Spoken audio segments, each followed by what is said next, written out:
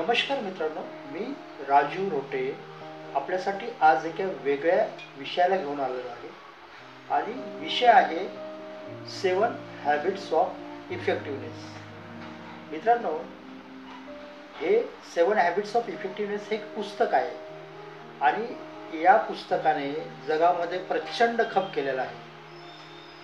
असे जगामध्ये खूप कमी लोक असतील की ज्यांना या पुस्तकाबद्दल माहिती नाही, कारण या पुस्तकामध्ये हजारो लोकांचं आयुष्य बदलण्याची ताकद आहे आणि हजारो लोकांचे आयुष्य बदललेले आहे.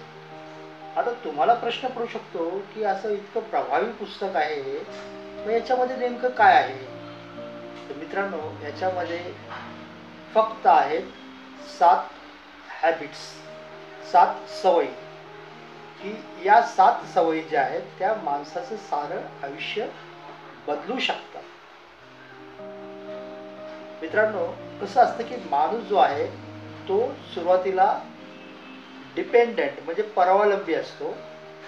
हळूहळू तो इंडिपेंडेंट म्हणजे स्वतंत्र बनतो आणि त्यानंतर इंटरडिपेंडंट म्हणजे काही लोक त्याच्यावरती डिपेंड होऊन जातात. तर हा जो माणसाचा प्रवास आहे, हा प्रवास घडण्यासाठी या 7 सवयी ज्या आहेत त्या अतिशय महत्त्वाच्या भूमिका करत असतात.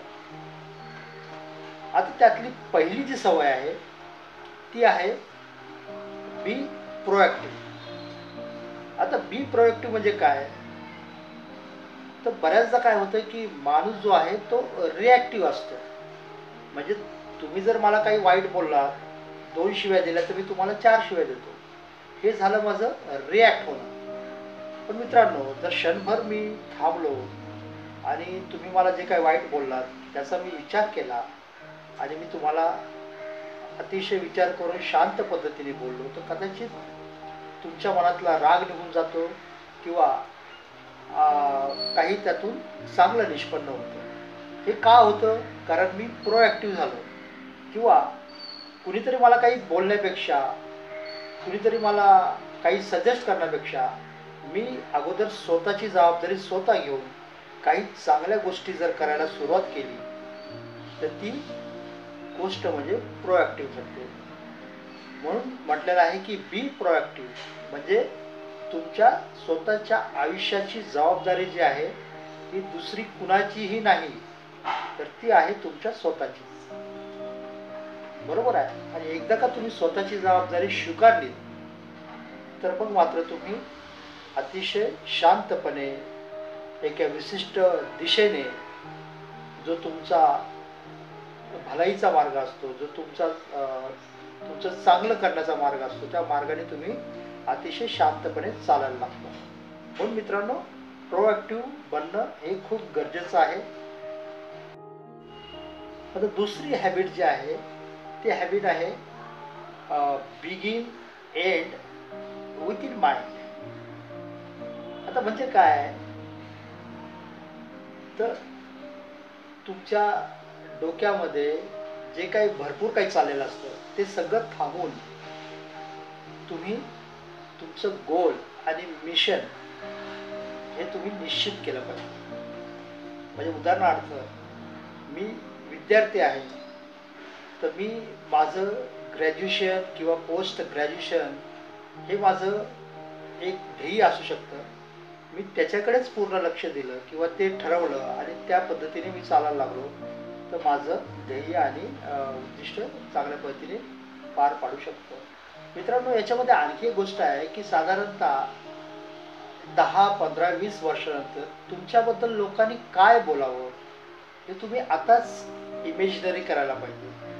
म्हणजे उदाहरणार्थ, तुमच्याबद्दल लोकांनी बोललं पाहिजे की ही व्यक्ती खूपच चांगली होती, तिने प्रचंड पैसा कमवला, तिने स्वतःला समृद्ध केलं, आपल्याबरोबर इतरांनाही समृद्ध केलं. मग असं लोक तुमच्याबद्दल जर बोलाव्या लागत असतील, असं तुम्हाला वाटत असेल की लोकांनी असं तुमच्याबद्दल बोलावं, तर सुरुवात तुमच्यापासूनच आहे ना, की तुम्ही स्वतःला तसं केलं पाहिजे.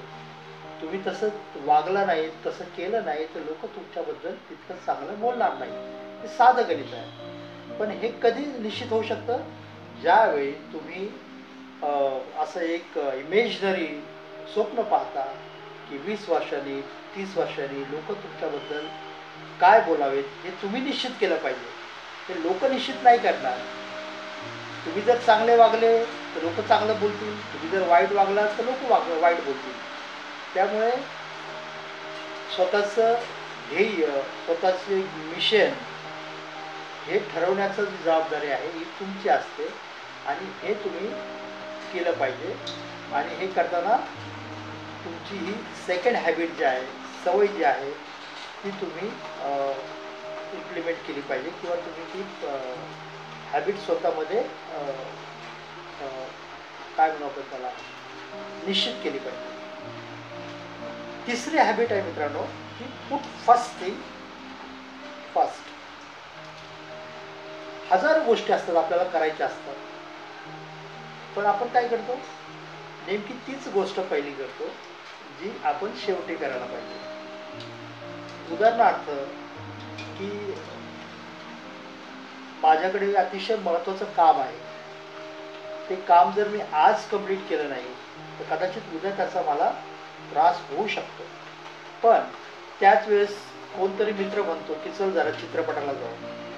आता चित्रपट पाहणं तसं इतकं महत्त्वाचं नसतं, पण तरी पण आपण काय करतो की वैतागलेला असतो आपण आणि त्यामुळे म्हणतो की अरे कामाचं राहू दे बाजूला, आता जरा चित्रपट बघायला जातो.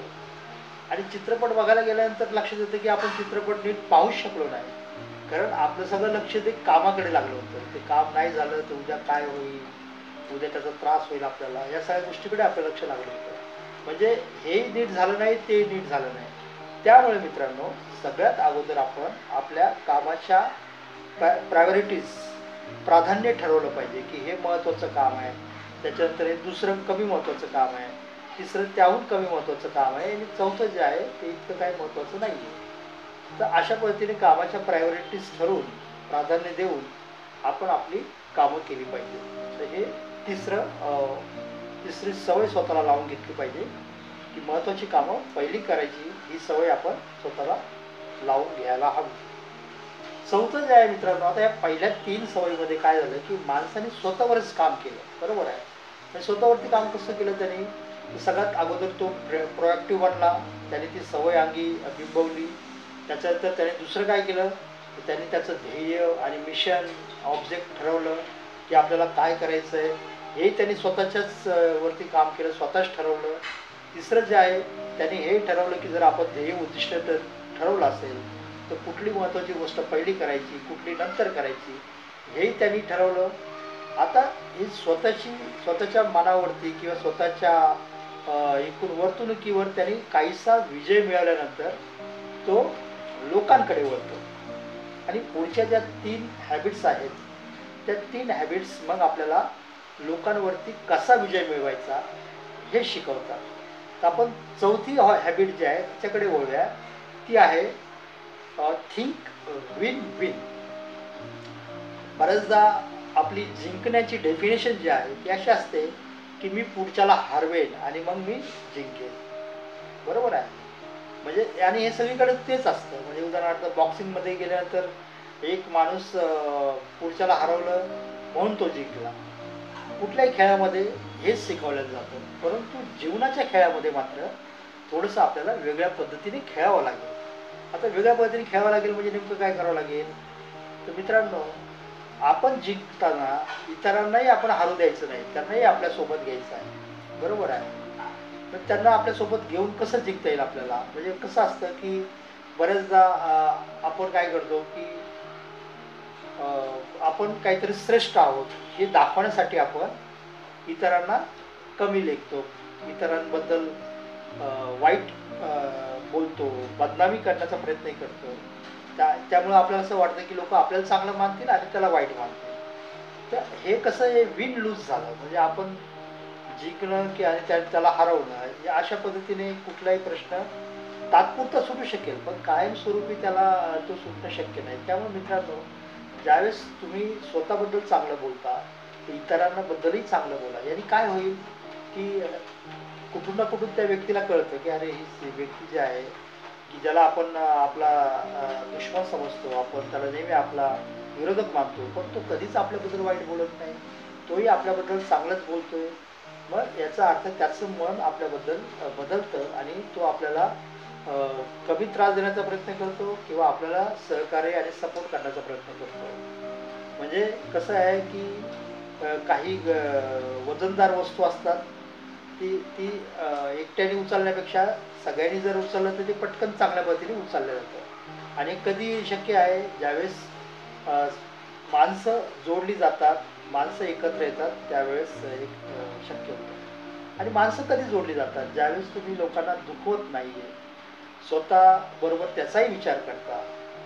अशा वेळेस लोक तुमच्या सोबत येतात आणि हे सगळं करण्यासाठी विन विन ॲटिट्यूड जो आहे, म्हणजे मीही जिंकलं पाहिजे आणि तुम्ही जिंकलं पाहिजे, तुम्हाला मी हरू देणार नाही. तर अशा पद्धतीची भावना जी आहे ती माणसाच्या मनामध्ये निर्माण झाली पाहिजे आणि त्यामधून सगळ्यांचीच प्रगती होत जाते.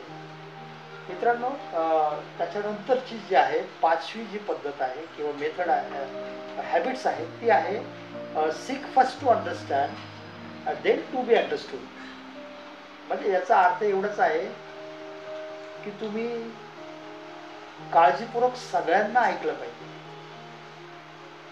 होतं काय की बऱ्याचदा मला काहीतरी कळलेलं असतं आणि मी मला कळलेल्या लोकांना जबरदस्ती सांगत असतो, त्यांच्यावरती टाकत असतो. की याने काय होतं की लोक तुमच्यापासून दूर पडतात किंवा असं होतं की लोकांना वाटतं की अरे मला लोकांनी समजून घेतलं पाहिजे. लोक तुम्हाला कशी काय समजून घेतील? जर तुम्हाला वाटत असेल की लोकांनी तुम्हाला समजून घ्यावं तर तुम्ही अगोदर लोकांना समजून घेतलं पाहिजे. म्हणजे उदाहरणार्थ एखाद्या तुम्ही वस्तीमध्ये गेलात, त्या वस्तीमधल्या लोकांनी तुम्हाला ॲक्सेप्ट केलं पाहिजे असं तुमची भावना असते. तर त्या अगोदर त्या वस्तीतल्या लोकांना तुम्ही स्वीकारलं पाहिजे. तुम्ही त्यांच्या चांगल्या गोष्टी पाहिल्या पाहिजे, त्या ऐकल्या पाहिजे, त्याचं कौतुक केलं पाहिजे आणि त्यानंतर मग लोकांना असं वाटतं की अरे ही व्यक्ती खरंच चांगली आहे आणि मग लोक तुम्हाला स्वीकारायला लागतात. म्हणून काय करायचं की सीक फर्स्ट टू अंडरस्टँड, पहिलं त्यांना समजून घ्या, त्यांना ऐका तुम्ही शांतपणे, काहीच बोलू नका. फक्त त्यांचे जे भावना आहेत, त्यांचे जे विचार आहेत, त्यांची जी संस्कृती आहे ती सगळी तुम्ही समजून घ्या आणि त्याच्यानंतर ते तुम्हाला आपोआपच समजून घेतात. मग तुम्हाला सांगायची गरज पडत नाही की मला समजून घ्या, मला समजून घ्या. तर हे जे आहे हे खूप महत्त्वाचं आहे आणि हे मला वाटतं आपण समजून घेतो. 6वी जी हॅबिट आहे ती आहे सिनर्जी. म्हणजे काय, तर लोकांनी एकत्रित येऊन काम केलं पाहिजे. 2 लोकांनी एकत्रित आलं पाहिजे, अनेक लोकांनी एकत्रित आलं पाहिजे. अशा पद्धतीने टीम वर्क म्हणून काम करण्याची जी एक हॅबिट आहे ती आपल्याला असली पाहिजे. त्या हॅबिटमुळं आपण जे काम आपल्याला खूप अवघड वाटतं असं अवघड कामही आपण अतिशय चांगल्या पद्धतीने करू शकतो. कारण टीम वर्क म्हणजे एक शक्ती असते. कारण अनेक माणसं एकत्र आल्यानंतर कदाचित काही गोष्टी मला येत असतात, काही गोष्टी दुसऱ्याला येत असतात. तर 2 आणि 2 मिळून 4 होतं. म्हणजे काय होतं की जे काम अर्धवट किंवा अपूर्ण होऊ शकतं ते काम टीमवर्कमुळं पूर्ण तडीच जातं आणि चांगलं होतं.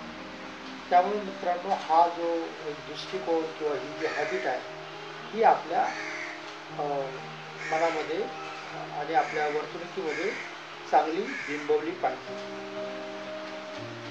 7वी जी हॅबिट आहे ती आहे शार्पन्स द सॉ. म्हणजे साधी गोष्ट आहे की एखादं झाड कापायला तुम्ही जाल, वर्षभर झाड कापाल पण ते झाडच कापलं जातं. त्याचं कारण काय असतं, तर त्या झाडाला कापण्यासाठी जी करवत असते, की कुऱ्हाड असते, त्याला त्यांनी नीट धार लावलेली नसते. कारण त्याला असं वाटतं की धार लावत बसणं म्हणजे मी माझा जो वेळ आहे तो फुकट घालवणं. मित्रांनो, तसं नसतं ते. तर काही वेळ तुम्ही करवतीला धार लावायला, म्हणजे इथं प्रत्यक्ष जीवनामध्ये काय, तर काही वेळ तुम्ही तुमचं नॉलेज अपडेट केलं पाहिजे, तुमचे कौशल्य, तुमचं जे स्किल आहे ते वाढवलं पाहिजे आणि प्लॅनिंग केलं पाहिजे.